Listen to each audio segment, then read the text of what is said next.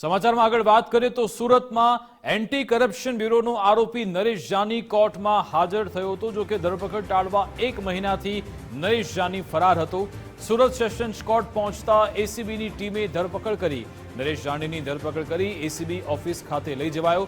એસીબીમાં નોંધાયેલ કેસ બાબતે નરેશ જાનીની પૂછપરછ કરાશે।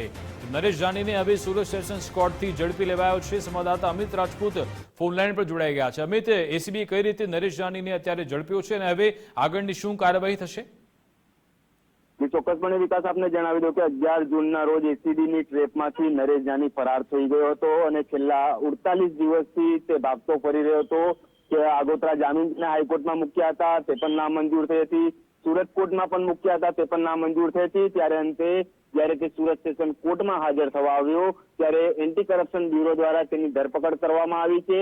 તો હાલ આજે ધરપકડ કરવામાં આવી છે તે જે અગાઉ જે પૈસા માંગ્યા હતા તે બાબતે તેની વધુ પૂછપરછ હાથ ધરાશે।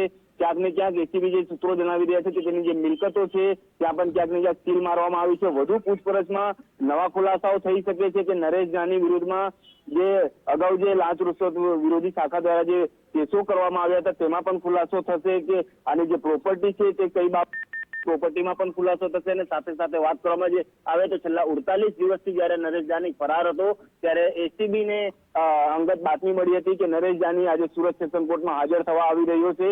તે અનુસંધાને અગાઉથી જ એસીબી જે છે તે ત્યાં ગોઠવાઈ ગઈ હતી ને જેઓ નરેશ જાની કોર્ટમાં હાજર થવા આવ્યો ત્યાંથી તાત્કાલિક તેની ધરપકડ કરી લેવામાં આવી છે અને હાલ તેને સુરત એસીબી ખાતે લઈ જવામાં આવ્યો છે અને તેની વધુ પૂછપરછ હાલ હાથ ધરવામાં આવી છે। બિલકુલ, આભાર તમામ જાણકારી આપવા બદલ।